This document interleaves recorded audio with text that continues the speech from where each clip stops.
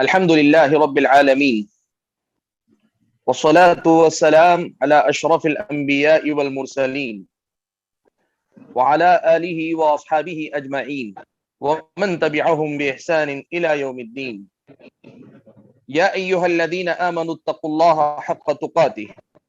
ولا تموتن إلا وأنتم مسلمون. يا أيها الناس اتقوا ربكم الذي خلقكم من نفس واحدة وخلق منها زوجها وبث منهما رجالا كثيرا ونساء واتقوا الله الذي تساءلون به والأرحام إن الله كان عليكم رقيبا. يا أيها الذين آمنوا اتقوا الله وقولوا قولا سديدا يصلح لكم أعمالكم ويغفر لكم ذنوبكم ومن يطع الله ورسوله فقد فاز فوزا عظيما. أما بعد فأعوذ بالله من الشيطان الرجيم. بسم الله الرحمن الرحيم. قل هذه سبيلي أدعو إلى الله على بصيرة أنا ومن اتبعني وسبحان الله وما أنا من المشركين. محترم صدر اجلاس، ذی وقار علماء کرام، معزز دعات کرام، سامعین گرامی قدر اور دیگر حاضرین، اس مبارک اور بڑے ہی اہم موقع پر جو دراصل دعات و مبلغین کے درمیان دعوت و تربیت کے عنوان سے یا دعات و مبلغین کے تربیت کے مقصد سے منعقد ہوا پروگرام ہے، مجھے حکم ہوا ہے کہ میں مختصر سے وقت میں اس عنوان پہ اظہار خیال کروں کہ جدید مناہج کی حقیقت اور دعات اور مبلغین کی ذمہ داریاں۔ میں نے آپ حضرات کے سامنے پیارے نبی صلی اللہ علیہ وسلم کو خطاب کرنے والی اس آیت کی تلاوت کی ہے جس میں اللہ تبارک و تعالی نے فرمایا، قل، اے نبی فرما دیجئے، ہادی سبیلی، یہ میرا راستہ ہے، ادعو الی اللہ علی بصیرہ، میں اللہ تبارک و تعالی کی طرف بلاتا ہوں پوری بصیرت کے ساتھ، انا ومن اتبعنی، میں بھی اور میرے متبعین بھی، وسبحان اللہ وما انا من المشرکین، اور اللہ تبارک و تعالی پاک ہے، میں مشرکوں میں سے نہیں ہوں۔ معزز علماء کرام، اس آیت کے اندر اللہ تبارک و تعالی نے نبی علیہ السلام کی زبانی یہ جو فرمایا ہے، علی بصیرۃ انا ومن اتبعنی،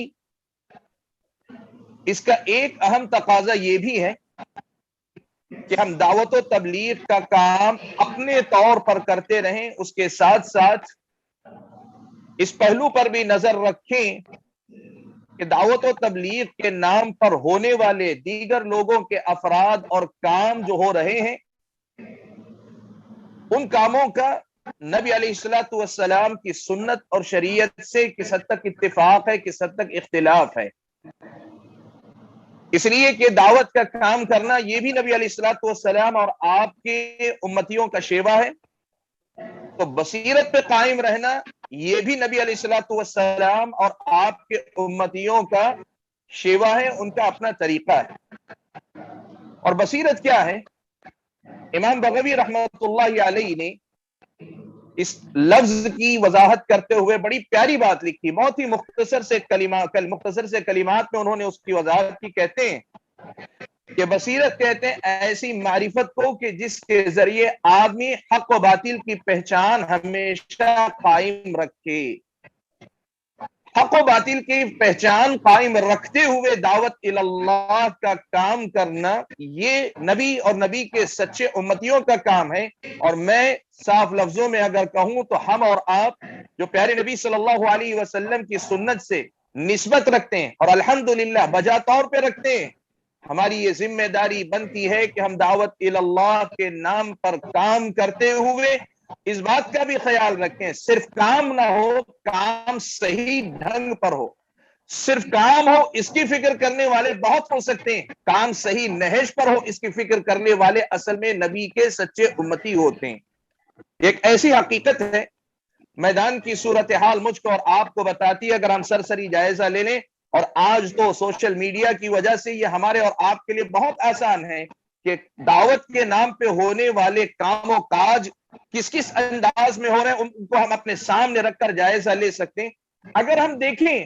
تو آج لوگ یہ سمجھتے ہیں کہ الحاد، بے دینی اور فلاں دین بیزاری، دین سے ارتداد وغیرہ کی وجہ سے کوئی بھی دین کے نام پہ کام کرے، دین کی طرف بلائے، ہم اس سے کام سمجھتے ہیں۔ اور یقیناً آپ اگر یہ کہنا چاہتے ہیں کہ بے دینی کے ماحول میں، ارتداد کے ماحول میں، دین بیزاری کے ماحول میں اگر اللہ کا نام لے کر اللہ کی طرف بلانے والا، اسلام کا مبلغ بن کر کھڑا ہونے والا، اللہ تعالیٰ کی طرف کوئی بلانے والا ہے، ان کے مقابلے میں یقیناً یہ اچھا ہے، اس میں کوئی دو رائے نہیں۔ لیکن مسئلہ اس وقت ہوتا ہے جب ہم میں کی بہت بڑی تعداد اسی پر رک جاتی ہے اور یہ سمجھتے ہیں کہ یہی اس دور کا سب سے بڑا کام ہے، سب سے بڑی ذمہ داری۔ یاد رکھیں، ذمہ داری اصل میں یہ ہے کہ جس طرح ارتداد، دین بیزاری، الحاد، دہریت یا پھر اللہ تبارک و تعالیٰ سے بغاوت اور دوری کا ایک مزاج ہے، اس سے ہم لڑنے کی بات کرتے ہیں، لوگوں کو اللہ کی طرف بلا کر اللہ سے جوڑنے کی بات کرتے ہیں، اس میں ساتھ ساتھ اس پر بھی نظر ہونی چاہیے کہ ہماری یہ دعوت و تبلیغ کا کام کسی صحیح نہج پر قائم ہے، صحیح منہج پہ قائم ہے کہ نہیں، اس پہ نظر رکھنا یہ ہماری اور آپ کی بہت بڑی ذمہ داری بنتی ہے۔ اور آج میں ایک بات آپ کے سامنے کہنا چاہتا ہوں، میدان کی صورتحال بڑی سنجیدگی کے ساتھ اگر آپ دیکھیں تو پتہ دیتی ہے کہ اس وقت قرآن و سنت کے نام پر بہت سارے ایسے لوگ دعوت و تبلیغ کا کام کرتے ہیں جن کا قرآن و سنت کے حقیقی معنی و مفہوم سے کوئی تعلق نہیں رہ گیا۔ قرآن و سنت کی تبلیغ کے نام پر سوشل میڈیا پر آپ دیکھیں ایسے ایسے لوگ موجود ہیں کہ بہت ساری چیزیں ایسی جن کا نام تو قرآن و سنت رکھا ہوا ہے، لیکن قرآن و سنت کے بعد جو منہج ہے کام کرنے کا، قرآن و سنت کی طرف بلانے کا جو منہج ہے، وہ منہج سلف صالحین والا منہج نہیں، وہ محدثین کرام والا منہج نہیں، وہ قرآن و سنت کے اندر مطلوب منہج نہیں ہے۔ اس کے باوجود لوگ قرآن و سنت کے نام پر کام کرتے ہیں تو لوگ سمجھتے ہیں کہ یہ اللہ تعالیٰ کے دین کی طرف بلا رہے ہیں۔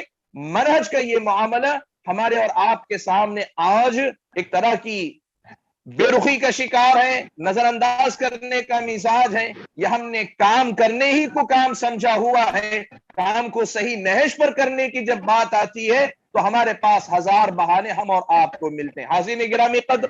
میں آپ کے سامنے یہ بات رکھنا چاہتا ہوں، پیارے نبی صلی اللہ علیہ وسلم سے امام احمد بن حنبل رحمۃ اللہ علیہ نے ایک روایت نقل کی ہے۔ العلم نے اس روایت کے سلسلے میں کلام کے شیخ البانی رحمۃ اللہ علیہ نے اس حدیث کو صحیح قرار دیا یا حسن قرار دیا۔ فرماتے ہیں اللہ کے نبی صلی اللہ علیہ وسلم يحمل هذا العلم من كل خلف عدول، ہر آنے والی نسل، ہر آنے والے گروپ سے پچھلے لوگ جانے والے جو جاتے ہیں، ان کے بعد آنے والے لوگ یہ علم، یہ دین اپنے سابقین سے لیتے ہیں، اس کو اپنے کاندھوں پر اٹھاتے ہیں، اپنی ذمہ داری میں لیتے ہیں، لیکن لینے کے بعد ان کا کام کیا ہوتا ہے؟ صرف یہی نہیں کہ جو لیا وہ پہنچا دیا، صرف یہی کام نہیں ہوتا۔ ينفون عنه تحریف الغالین وانتحال المبطلین وتاویل الجاہلین، ينفون عنه تحریف الغالین،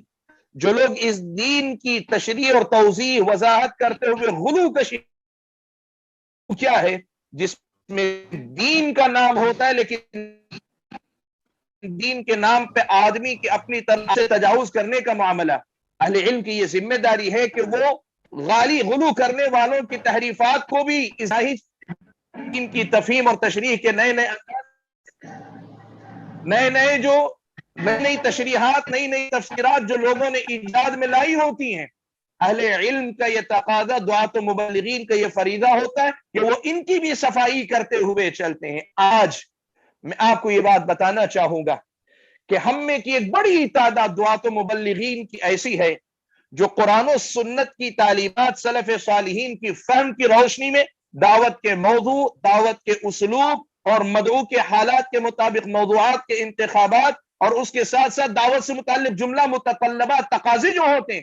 ان کو طے کرنے کے معاملے میں ہم میں کی ایک بڑی تعداد قرآن و سنت اور سلف صالحین کے فن سے مدد لینے کے بجائے یا تو نقالی کرنے کے ہم میں کی ایک بڑی تعداد عادی ہے کہ کون مبلغ، کون مقرر، کون واعظ، کون سی جماعت کس انداز میں کام کر رہی، مجھے بھی ویسے کرنا چاہیے کہ وہ پاپولر ہیں، اس لیے کہ وہ لوگوں کے درمیان زیادہ شہرت رکھتے ہیں، اس لیے کہ وہ لوگوں کے اندر بہت زیادہ مقبول ہے، ہمیں انہی کے طریقے پہ کام کرنا چاہیے۔ حالانکہ ہمیں یہ بات سمجھنے کی ضرورت ہے کہ بہت سارے لوگ مقبول ہیں لیکن وہ اپنے منہج میں، جس منہج پہ وہ کام کر رہے ہیں وہ سلف صالحین کا منہج نہیں۔ میں آگے مختصر سے کچھ مثالیں آپ کے سامنے اس سلسلے میں رکھوں۔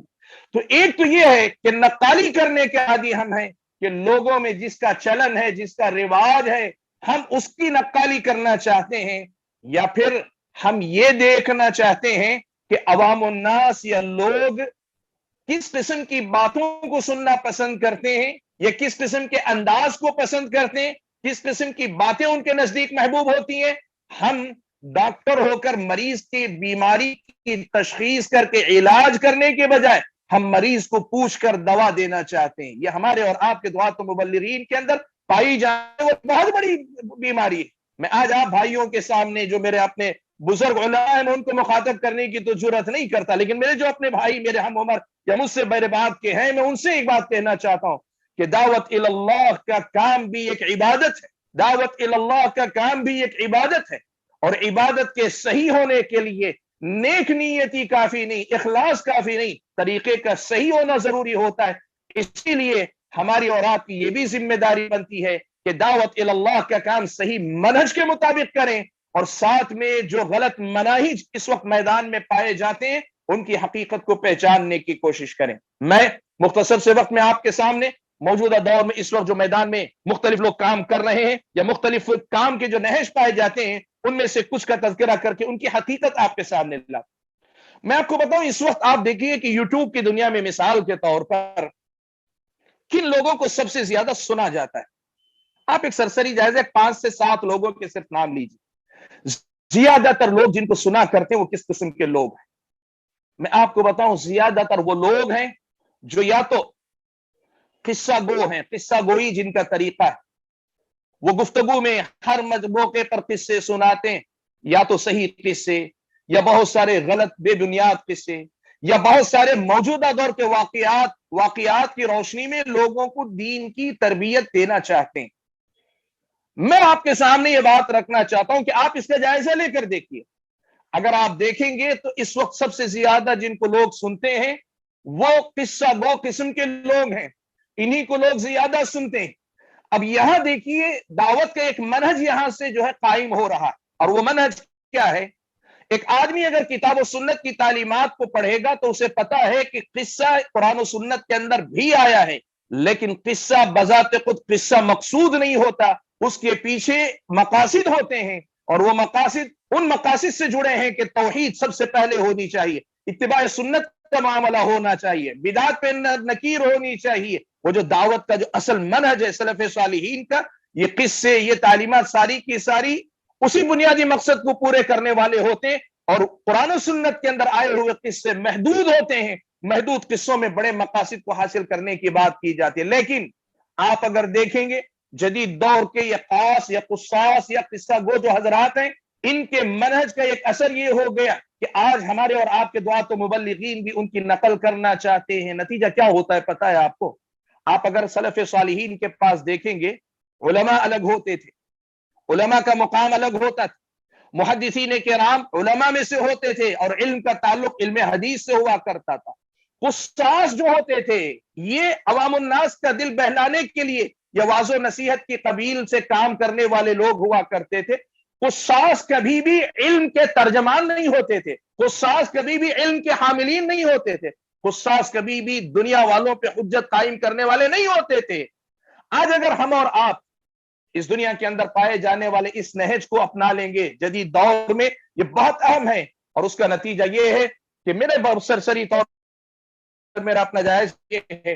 کہ ہمارے اقوام و مبلغین کی بھی ایک بڑی تعداد ایسی ہے کہ وہ اسی قصہ گوئی کے مزاج کو اپنانے کی وجہ سے جب تک تقریروں میں لطیفے نہیں سنا لیتے، جب تک تقریروں میں لوگوں کو ہنسا نہیں لیتے، جب تک لوگوں کی دل جوئی کی کوئی بات نہیں کر لیتے، خود ان کی طبیعت مطمئن نہیں ہوتی، اور کہیں نہ کہیں وہ اپنے آپ میں یہ سمجھتے ہیں کہ شاید میں اپنے مقصد میں ناکام ہوں اگر میں لوگوں کو ہنسا نہیں سکا، خوش نہیں کر سکا۔ یہ کیا ہے؟ یہ اس منہج کو قبول کرنے کا ایک منہج ہے، قصہ گوئی کا،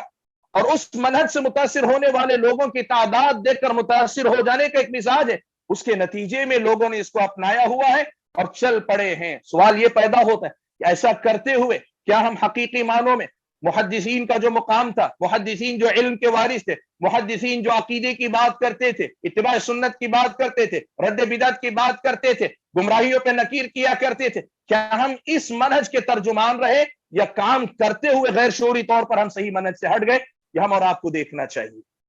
میں ایک اور منہج کی مثال دیتا ہوں۔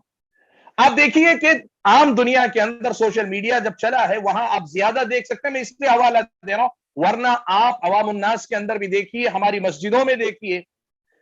اخلاقیات کے موضوع پر تقریر کرنے والے خطیب کو زیادہ پسند کیا جاتا ہے۔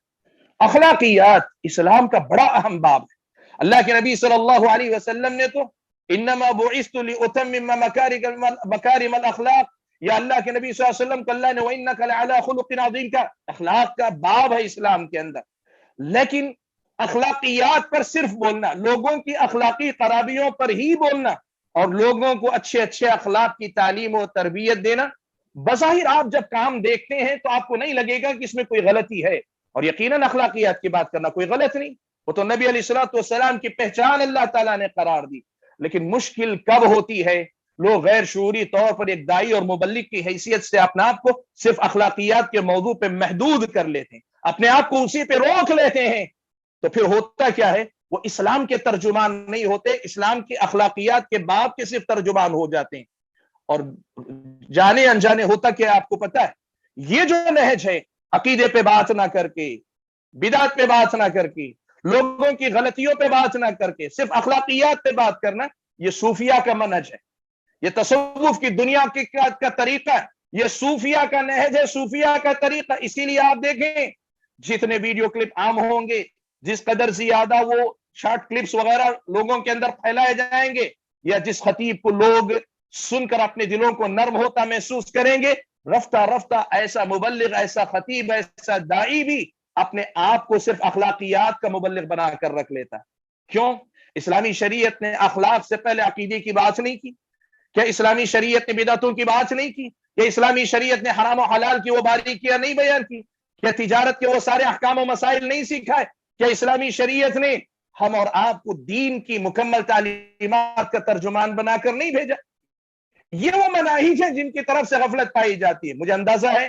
کہ آپ نے جب یہ اس موضوع کا انتخاب کیا ہوگا تو آپ نے یہ سوچا کہ ہم اس وقت دنیا کے اندر جو مختلف قسم کی بدعتیں ہیں اور بدعتوں کی ترجمانی کرنے والے مناہج ہیں اس پر بات کریں۔ میرا اپنا خیال یہ ہے کہ الحمدللہ لوگ کم از کم جانتے ہیں کچھ باتوں کو، مجمل باتوں کو، کہ گمراہی کیا ہے۔ ہمارے دعات و مبلغین کی بات کریں تو بہت ساری گمراہیوں بدعتوں کو جانتے ہیں، لیکن یہ جو غیر شعوری طور پر مناہج کا یہ فرق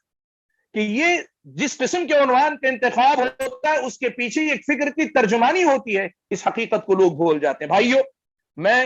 بچے کچھ وقت میں کوشش کروں گا کہ آپ کے سامنے کچھ اور باتیں رکھنے کی کوشش کروں۔ دیکھیں، میں آپ کے سامنے ایک بات بتانا چاہتا ہوں، اسلام ایک مکمل دین ہے، اور مکمل دین جب ہم کہتے ہیں تو اس سے مراد یہ ہوتا ہے اس میں عقیدہ ہے، اس میں عبادات ہیں، اس میں حرام و حلال کے معاملات کی بات ہے، اس کے اندر اخلاقیات کا باب ہے، اس کے اندر سیاست کا باب ہے، اس کے اندر جو ہے بندے اور رب کے درمیان کے معاملات اور بندے اور بندوں کے معاملات، بلکہ بندہ اور زمین کائنات کے جتنے اس سے جڑے معاملات سب سے متعلق ہدایات موجود ہیں۔ ایک داعی اور مبلغ کو اپنی دعوت کے اندر کوشش یہ کرنی چاہیے کہ وہ مکمل اسلام کا مبلغ ہو، مکمل دین کا مبلغ ہو۔ ظاہر بات ہے اس کی ایک ترتیب اسلام نے رکھی ہے، توحید کو بنیاد بنایا ہے، رسالت اور آخرت کو بنیاد بنایا ہے، اور پھر اس کے بعد عبادات کو، اور عبادات کے ساتھ اخلاق، ایک ترتیب، ایک ڈھانچہ اسلام نے بنایا۔ آپ ایک داعی اور مبلغ کی حیثیت سے جب تک سب سے پہلے خود اس ڈھانچے کو نہیں سمجھیں گے کہ اس میں عقائد کا کیا مقام ہے، اس میں عبادات کا کیا مقام ہے، اور عبادات میں فرائض کا، سنتوں کا، نوافل کا، اور پھر معاملات کی دنیا کے اندر جو برائی، اس کو جب تک آپ نہیں سمجھیں گے، جب تک آپ اس کو نہیں سمجھیں گے، آپ لوگوں کو سمجھا کر صحیح اسلام کی ترجمانی نہیں کر پائیں گے۔ میں ایک مثال پہلے دے کر پھر آپ کو میدان کی کچھ صورتحال بتانا چاہتا ہوں۔ مثال آپ دیکھ لیں کہ آج دنیا کی یہ صورتحال ہے، اسلامی شریعت کی نظر میں بدعت بھی گناہ ہے، گناہ کبیرہ بھی گناہ ہے، لیکن دونوں میں زیادہ برا شریعت کی نظر میں اللہ کے نزدیک کون سا ہے؟ حضرت عبداللہ ابن مسعود رضی اللہ تعالیٰ عنہ کہا کرتے تھے البدعۃ احب الی الشیطان من المعصیہ، کہ بدعت شیطان کے نزدیک گناہ سے زیادہ پسندیدہ، یعنی اس کا مطلب یہ ہوا کہ بدعت گناہ سے زیادہ بڑا گناہ، گناہ یعنی گناہ کبیرہ سے بھی بڑا گناہ، یہ بدعت کا درجہ آتا ہے۔ لیکن آج آپ میدان کی صورتحال دیکھیں، کسی آدمی کو زنا کرتے دیکھ لیا، کسی آدمی کو چوری کرتے پکڑ لیا، کسی آدمی کو سودی معاملہ کرتے دیکھ لیا، تو لوگوں کا رد عمل جو ہوتا ہے، کسی آدمی کو بدعت کرتے ہوئے دیکھ کر کیا وہ رد عمل ہوتا ہے؟ لوگوں کو چھوڑیے، ہم دعات و مبلغین کی بات کریں کہ ہماری اپنی نظر میں بدعتوں کا وزن زیادہ ہے یا گناہوں کا وزن زیادہ ہے؟ آج ہماری تقریروں میں جب ہم زنا پہ، قتل پہ، چوری پہ، سود پہ بات کرتے ہیں تو ہمارے لب و لہجے میں وہ زور اس پر زیادہ ہوتا ہے، یا بدعتوں پہ جب بات کرتے ہیں تو ہماری آواز زیادہ بلند ہوتی ہے یا ہم زیادہ مضبوط انداز سے بات کرتے ہیں؟ بھائیو، یہ ہے مناہج کا فرق، جو آدمی کے دین کا جو تصور ہے، دین کی جو فہم، اس کو بدل کر اسلام کی نظر میں بدعت بڑی تھی، گناہ اس کے مقابلے میں نسبتاً کم تھا، لیکن ہمارے سماج اور معاشرے کا رد عمل ہم پر یہ کہ ہم نے گناہ کو بہت بڑا درجہ دے دیا اور بدعت کو ہم نے معمولی سمجھ لیا۔ یہ مناہج کا فرق ہے جو آدمی کی سوچ کو بدل کے رکھ دیتا ہے۔ اس لیے اس دور میں پائے جانے والے مناہج پہ نظر رکھ کر کام کرنا، یہ دعات کی بہت بڑی ذمہ داری۔ میں آپ کو بتاؤں، دیکھیے ایک طریقہ ہے اس دور کے اندر، خاص طور پر پچھلے سمجھیے تاریخ اسلام کے ہر دور کے اندر آپ کو یہ طریقہ یہ بات ملے گی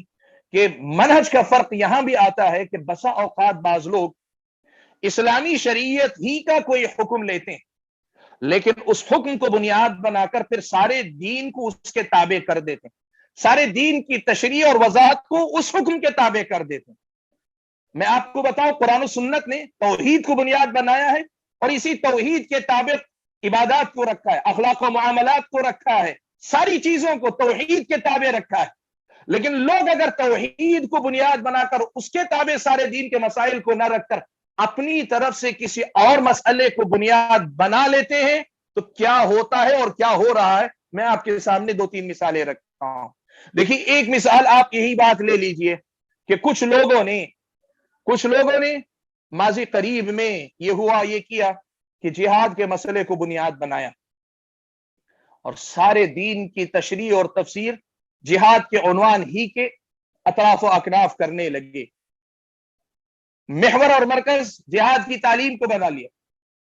اور سارے دین کی تشریح اور تفسیر اسی جہاد کے موضوع کے اطراف و اکناف کرنے لگے۔ ساری زندگی وہ اسی کے پیچھے پڑے رہے، ان کو اس کا یقین رہا کہ ہم اسلام کے پیغام پہ بات کر رہے ہیں، لیکن ان کو احساس ہی نہیں ہوا کہ دین کی ہیئت کیسے بدل گئی، دین کی شکل کیسے بدل گئی۔ میں آپ کو بتاؤں کہ اس وقت جو تحریکیوں کی جو دنیا، چاہے ہندوستان کے اندر جماعت اسلامی کی بات ہو یا پھر یہ کہ عرب دنیا کے اندر الاخوان المسلمون کی بات ہو، ان تحریکوں نے خلافت کے نام پر یا پھر حاکمیت کے نام پر توحید حاکمیت کے نام پہ مسئلے کو بنیاد بنایا، تو آج کیا ہوا پتہ ہے آپ کو؟ آج یہ صورتحال ہے کہ مسلمانوں کا سیاسی زوال و عروج ہی اصل کامیابی اور ناکامی کی علامت بن گیا، جبکہ اسلام کی نظر میں اصل کامیابی اور ناکامی کا معیار توحید ہے، اتباع سنت ہے، بدعات سے فرار ہے، اور اس کے ساتھ ساتھ زندگی کے دیگر معاملات کے اندر اخروی کا فوز و فلاح کا جو اثر دنیا کے اندر ہمیں مل سکتا ہے، جس طرح آخرت میں کامیابی کے لیے توحید بنیاد ہے، اتباع سنت بنیاد، یہی ہونا چاہیے۔ لیکن ہو کیا گیا؟ ان تحریکوں کا اثر ہے کہ سیاسی موضوعات پر ہی بولا جاتا ہے، سیاسی موضوعات پر ہی بولنے کا مطالبہ کیا جاتا ہے، وہ عالم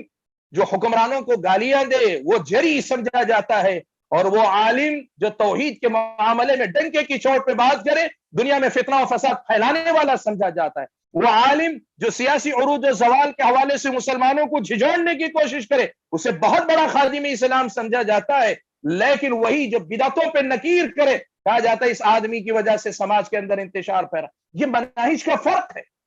منہج پورا بدل, ایک منہج اگر بدلتا ہے تو دین کی پوری ترتیب الٹ جاتی ہے, سب کچھ بدل جاتا ہے. میں بتاؤں آپ کو, ملک کے اندر ابھی ماضی قریب کے اندر ایک شخصیت کا انتقال ہوا, مولانا وحید الدین خان صاحب, آپ جانتے ہیں.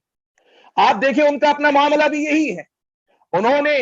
رد عمل کی نصیحت مولانا مودودی کے ساتھ, مولانا مودودی رحمۃ اللہ علیہ کے ساتھ جب ان کا تعلق تھا, تو وہاں سے جب نکلے تو ان کے رد عمل میں اس نتیجے تک وہ پہنچے کہ انہوں نے صبر اور اعراض کی پالیسی کو اپنا لیا اور یہ کہنا شروع کیا